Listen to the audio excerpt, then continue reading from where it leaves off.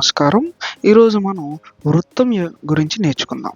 వృత్తం అంటే circle. Okay. వృత్తం వృత్తం యొక్క వ్యాసార్థము అంటే వృత్తం ఒక కేంద్రము నుంచి ఏదైనా ఒక బిందువుకు గల దూరముని వృత్త వ్యాసార్థం అంటారు. వృత్త యొక్క వ్యాసము అంటే వృత్తం యొక్క వ్యాసము అంటే వృత్త కేంద్రము నుంచి ఏదైనా రెండు బిందువులను కలిపే సరళ రేఖని వృత్త వ్యాసము అంటారు. ఓకే. ఇప్పుడు వృత్తం యొక్క పొడవును వృత్త పరిధి అంటాము. వృత్తం యొక్క పొడవును వృత్త పరిధి అంటాం. ఈ వృత్త పరిధి యొక్క ఫార్ములా 2πr. అదే అర్ధవృత్తము అయితే దాని యొక్క పరిధి ఏమవుతుంది? దాని యొక్క పరిధి అర్ధవృత్త పరిధి ఏమవుతుందంటే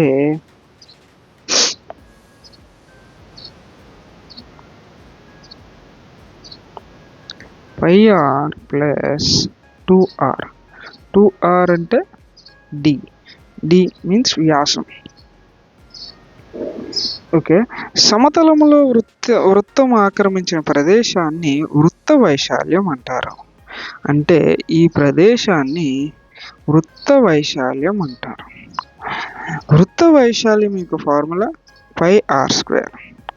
అదే అర్ధవృత్తము యొక్క వైశాల్యము ఫార్ములా ఏమవుతుందంటే దీనిలో సగభాగం అవుతుంది. అంటే అర్ధవృత్తము యొక్క వైశాల్యం ఏమవుతుందంటే πr²/2. ఇప్పుడు మనం గత డిఎస్సిలో అడిగిన కొన్ని ప్రశ్నలు చూద్దాం. ఒక వృత్తం యొక్క భూపరిధి 264 సెంటీమీటర్లు. దాని యొక్క వ్యాసార్థం అడుగుతున్నాడు. భూపరిధి ఇచ్చాడు. భూపరిధి అంటే దాని యొక్క ఫార్ములా 2πr = 264 సెంటీమీటర్స్. దాని యొక్క వ్యాసార్థం అడుగుతున్నాడు, అంటే రేడియస్ r అడుగుతున్నాడు. So r = 264/2π.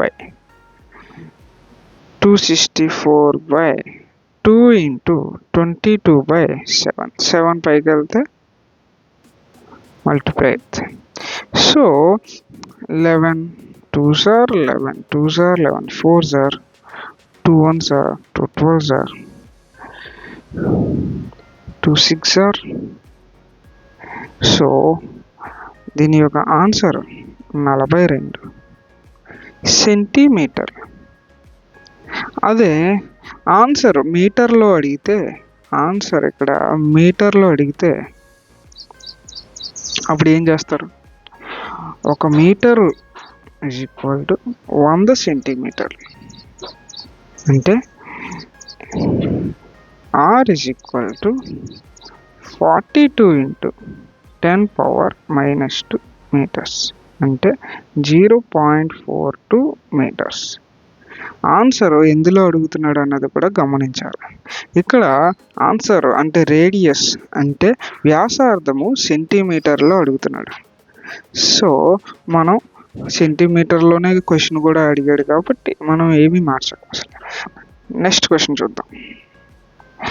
2 వృత్తాల యొక్క వ్యాసాల నిష్పత్తి 3:4 అయితే దాని చుట్టుకొలత నిష్పత్తి ఎంత అని అడుగుతున్నాడు.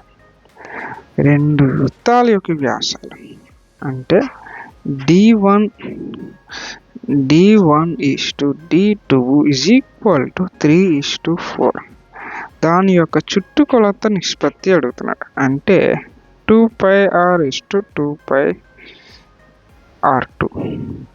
మనకి తెలుసు వ్యాసం = 2r. అంటే d1 = πd2 ఇది. So pi cancel.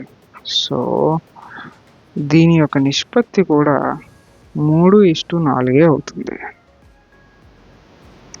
మనం ఒకటి గుర్తుపెట్టుకోవాలి, వ్యాసాల నిష్పత్తి ఇస్తే దాని చుట్టుకొలత నిష్పత్తి కూడా సేమ్ అదే అవుతుంది. ఇప్పుడు వ్యాసాల నిష్పత్తి ఇచ్చాడు 3:4. దాని యొక్క వైశాల్యం నిష్పత్తి అడిగితే pi r square is to pi R1 square is to pi R2 square. So వ్యాసాల యొక్క నిష్పత్తి ఇస్తే వ్యాసార్థం యొక్క నిష్పత్తి కూడా 3:4 అవుతుంది. ఎందుకంటే D is equal to 2R1 2R2. 2 cancel. So R1 is to R2 is equal to 3:4. So అందుకని వ్యాసార్థం యొక్క నిష్పత్తి కూడా 3:4 అయింది. సో ఇప్పుడు మనం వైశాల్యం యొక్క నిష్పత్తి కనుక్కోవాలంటే pi R1 square is to pi R2 square. So pi cancel, R1 square is to R2 square. So మనకి తెలుసు R1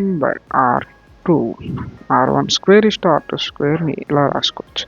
మనకి తెలుసు R1 east R2 3:4 whole square. So దీని యొక్క నిష్పత్తి 9:60. ఇప్పుడు తర్వాత ప్రాబ్లం చూద్దాం.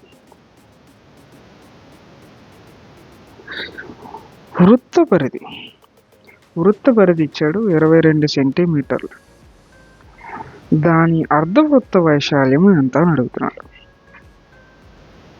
వృత్త పరిధి అంటే 2πr is equal to 22 centimetres. దాని యొక్క అర్ధవృత్త వైశాల్యం అడుగుతున్నాడు. అర్ధవృత్త వైశాల్యం అంటే సెమీ సర్కిల్. అర్ధవృత్త వైశాల్యం అడుగుతున్నాడు. Area of semi circle. So మనకు తెలుసు area of semi circle formula πr square by 2. ఇందులో దీన్ని ఎలా రాసుకోవచ్చు? πr into r/2. ఇది πr is equal to 11. So πr ప్లేస్లో 11 పెడతాం. r అంటే 11/π.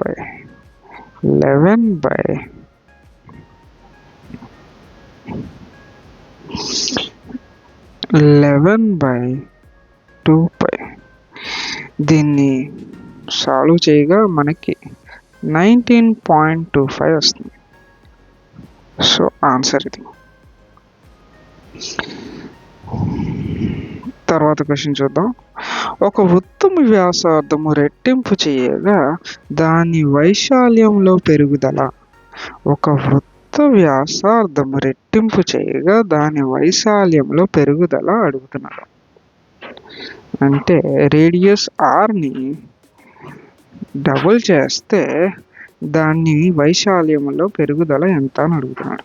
మనకు తెలుసు వైశాల్యం ఫార్ములా πr స్క్వేర్. ఈ r ప్లేస్లో 2r పెడితే 4πr స్క్వేర్. సో వృత్త వ్యాసార్థం రెట్టింపు చేస్తే దాని యొక్క వైశాల్యం 4 రెట్లు పెరుగుతుంది. ఆన్సర్ ఇది. సో ఇదే మనకి డిఎస్సి క్వశ్చన్స్.